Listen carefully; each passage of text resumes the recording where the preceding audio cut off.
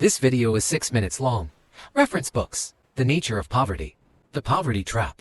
This trap traps many people for their entire lives. Have you finished watching this video? You will escape the poverty trap. How he pinned you to the ground and hammered you, and how you hammered him back. Make yourself rich. Let me simply explain. Suppose there is a point P in the middle of the picture. If you have more money than point P, your money will grow, but the people below point P have no money. On the contrary, they will become poorer and poorer. For example, you only have 200 yuan. Every time you eat a meal, every time you stay in a hotel, your money is rapidly depleting, leaving you with even less money. The rich have stable homes and careers. Cash flow is also healthy, so even if he spends money, he will still be richer tomorrow than he is today. How bad does it feel to be stuck in the poverty trap? Let me describe this kind of life. I have no resources and can only do odd jobs to earn very little money. I can only rent a small house far away for commuting. The distance is so long that even a job, it's not enough to live on, so I have to work 2 jobs to make ends meet. Because I am very busy and very poor, I cannot invest in learning. This leads to lower income and no social security insurance. All risks are borne by yourself. Once I got sick, everything went back to the time before liberation. Life is difficult, economic tension is tight, and there is no hope. Maybe the only fun is games and TikTok. This is too difficult. I was also very poor when I was young, and I have lived through such days. But it was very stupid at that time. Don't know the hardship of life, but smile foolishly every day. But we have to believe. Days like these are only temporary. The poverty trap is terrible. But the purpose of this video is to prevent him from slipping in. At this point, I want to tell you the story of Yunus. Yunus is a Bengali. He went to the streets to conduct random surveys during the famine in 1974. He interviewed a peasant woman who was weaving bamboo baskets. He found that because the peasant woman had no money, so I had to borrow money to buy bamboo. Because I borrowed money, I can only sell the woven bamboo baskets to the lender. I can only earn 2 cents a day by weaving bamboo baskets. The normal return of the market is $1. The 2 cents I earned were spent on food, drink, and toilet. 2 cents a day.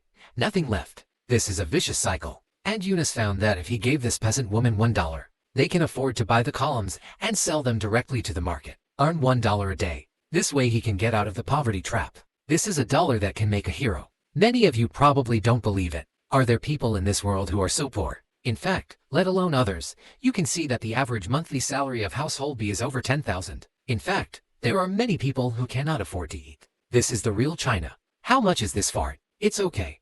At least it's enough to pay for 2 months of stable housing. First-tier cities have more than 20,000 people, and fourth-tier cities have more than 5,000 people. Without this money, you will have no stable place to live. Can't find a stable job. Thus, they gradually fell into the poverty trap, and are trapped in the poverty trap.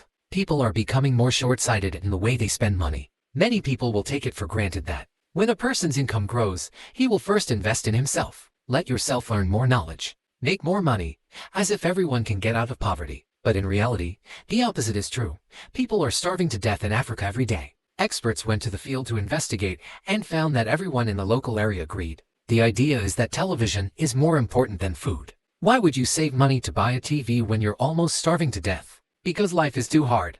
Only watching TV can make life less hard. So the TV is the highest priority. I have to buy it first even if I am hungry. Not everyone's life is going up. Many people went all the way downhill and many people said the experience was very good.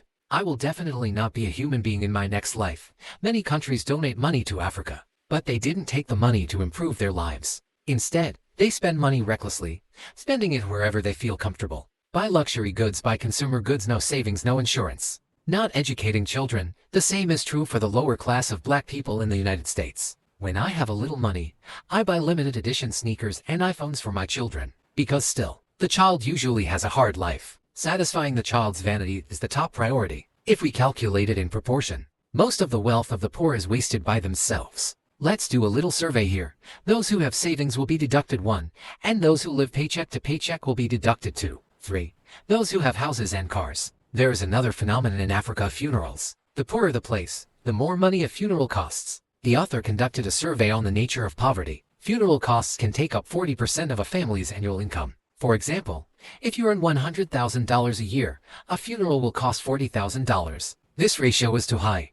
Many people don't have money, even borrowed money to hold the funeral. The black coffin carrying team originated in the Republic of Ghana, a country in Western Africa. Many people find funerals very funny and just laugh it off. In fact, behind this funny funeral, one poor person after another is overdrawing his savings. It's pitiful to hold a funeral.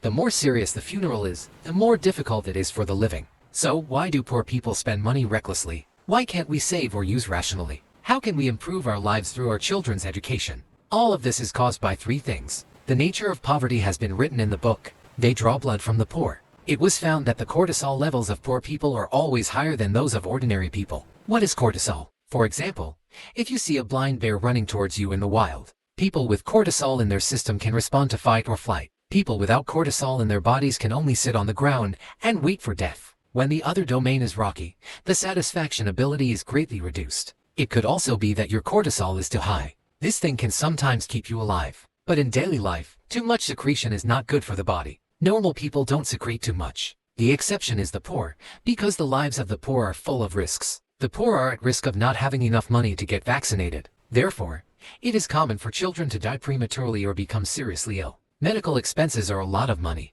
Because they don't have enough education, their salary is very low. The available resources are very limited, and the corresponding risk resistance is very weak. They are always looking for the cheapest housing. I'm worrying every day whether I can eat enough. Excessive cortisol causes delayed gratification function.